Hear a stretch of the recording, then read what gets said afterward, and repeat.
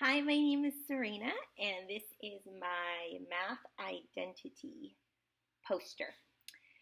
So, when I was a child, so from like kindergarten through fourth grade, I wasn't very good at math. I always had a really hard time with it. I was always confused. So there's a picture of me with like question marks and different math stuff because I was just always really confused about what was going on.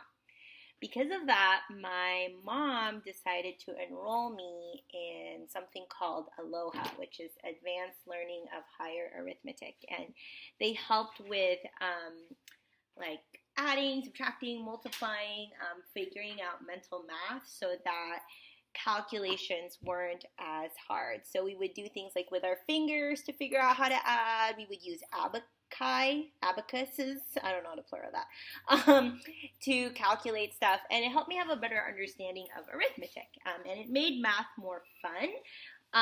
So I began to enjoy math a little bit more, but it was still really tough for me.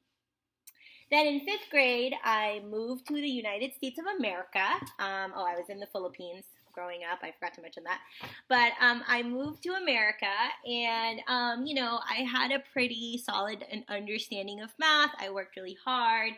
My mom would always check my homework. She really cared that I did well at school. So I started getting A's. So I have like tests with A on it.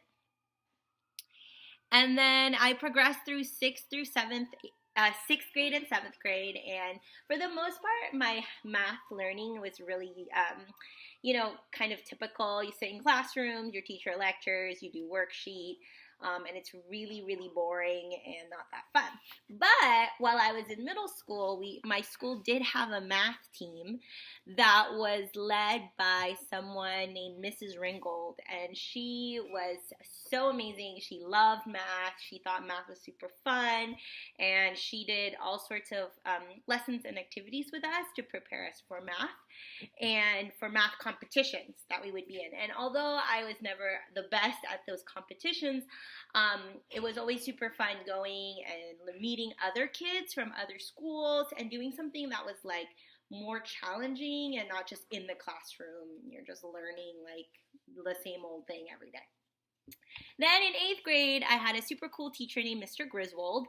He was very like energetic, and he was really funny. Like he would always call me Selena instead of Serena. Like he would mess people's names up on purpose, or maybe not on purpose. I don't know, but he would mess mine up on purpose.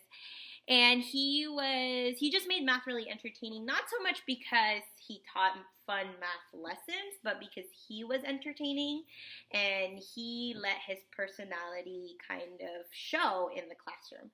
So that was really nice. And then I graduated middle school and I went on to high school.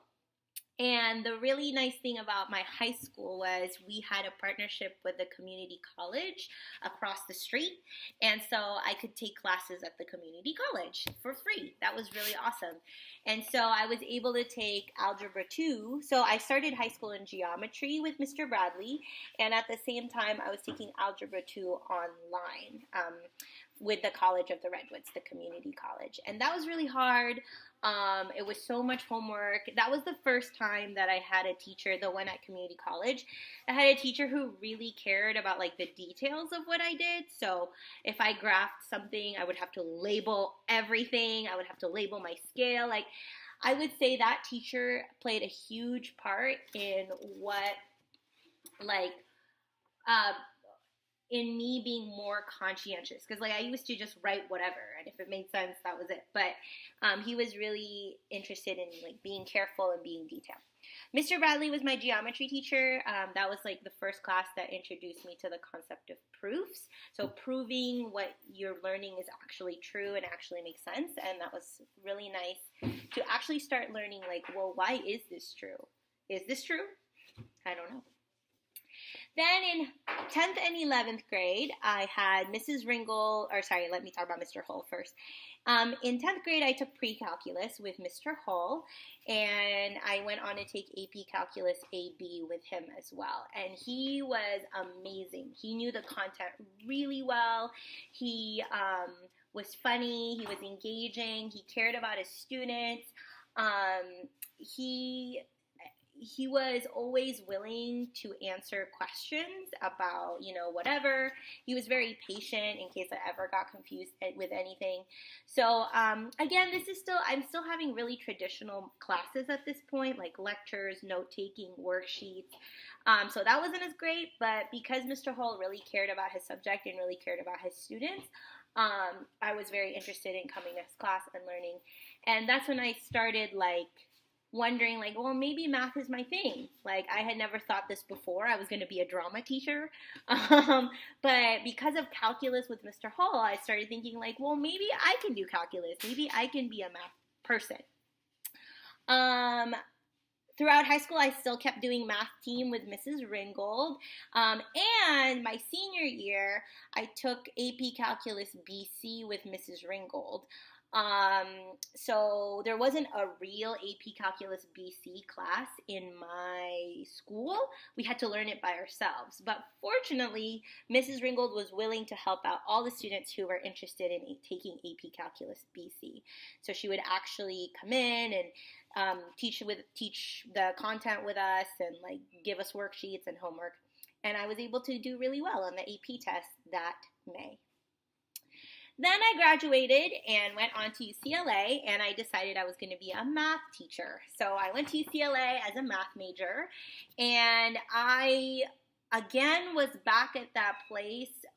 Throughout all this time, I was always not, confused. I was never really, the quickest to get math. I would take more time. I would have to do extra work, extra problems so I could understand math better. And it was not any different at UCLA. At UCLA, not only, was I still slow at math, but so many other students were so much better than me. They knew their stuff right away. They were super smart, and I felt really insecure and confused. But, I did my best. I didn't get straight A's. I would have a couple B's and a couple C's. And I think I had one D in one class, actually. I didn't have, straight A's or anything, but I worked hard.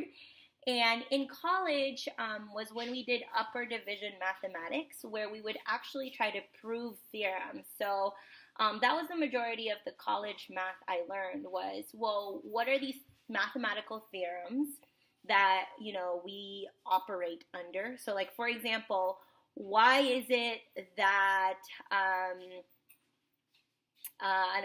2 plus 2 equals 4?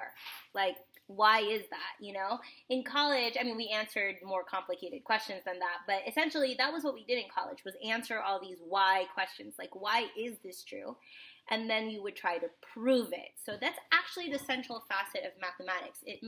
Mathematics isn't just about calculations. It's not just about figuring out your times tables or doing all these percents or whatever.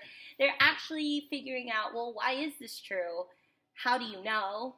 Prove it. And I really love that aspect of mathematics because it was easier for me to understand. And I really enjoyed actually figuring out well, why is this true?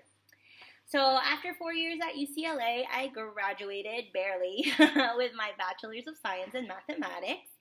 And I went on to a teacher education program also at UCLA. So I became a student teacher. So I taught pre-calculus and geometry.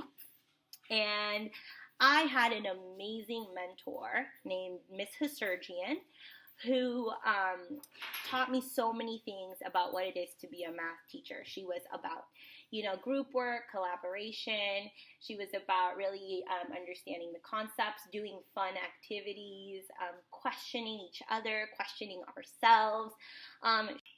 She was a big mentor, a huge role model for me, and I learned so much from her, and I would not be the teacher I am today without her. So then eventually I finished student teaching and got my credential and became a math teacher myself. And I taught my first 2 years at STEM Academy of Hollywood. It's not here, but that's where I was for my first 2 years. And, being a teacher just helped me get a different perspective on what it is that I used to go through as a student. Like, I wanted to be like the kind of teacher Mrs. Sergian is, and Mr. Hull, and Mr. Griswold, and Miss Ringgold, while also adding my own personality and my own likes and my own interests.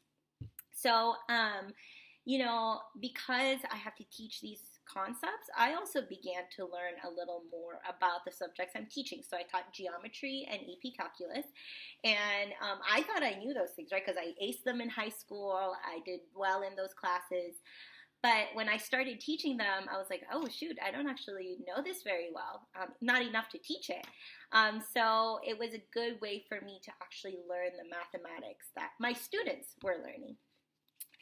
Finally, after 2 years in my teaching education program, I got a master's in education, and this was a really important thing for me because the research project I did as a student was on questioning. So it really helped shape my way that I question students and making sure that I'm actually asking students the why, the how, actually making sure that students understand it well enough to explain it, and that they're not just relying on me and memorizing everything I say, because I feel like, that there's not really any learning going on there. So I got my master's and did my first 2 years of teaching, and then finally I got hired here at Rise, and I'm just starting out here as my third year of teaching. So I'm still super new. I'm still learning a lot, but I do know for the present and in the future, I want to continue all these things that I've started doing as a teacher and keep developing them and keep improving on them. So the things that are really important to me as I have gone through my experiences, the things that are really important to me as a math teacher are growth mindset. So making sure we're always trying to think of experiences not as failures, but as opportunities to grow. I want to make sure your education is individualized. That's a really huge part of being here at Rise, right? Like, you're not just one number in a million, but you're a unique individual, and we want to address your needs and your interests. And then I love playing a lot of games and having fun in my classroom. I think that playing games is like, humans love to play games, and it shouldn't just be work all the time, but we can incorporate math into the games we play. Questioning, like I said before, and empowerment and identity. So again, it's so worthless for any teacher to just try and get you to well, you have to learn this to pass the test, or you have to memorize what I say or you'll get in trouble. This is not what we're doing here at Rise. At Rise, we want you to become holistic students who, realize your own identities, and you are empowered to do whatever it is you want. So I want my math class to look like that, this model of really catering to the students' needs. And all of these experiences I've had, both the negative and the positive, have helped shape my math identity to what it is today. So that's an example of the math identity activity. And again, you can do this activity any way you like. You can make a poster like I did, make a video, make a song, make a rap, write an essay, make a book. I don't care. Whatever it is that you feel you want to express yourself, do so. And I cannot wait to hear how your experiences have shaped your math identity. And again, include all your experiences, whether positive, whether negative, and hopefully we can take all of that in and go forward from here with our math class.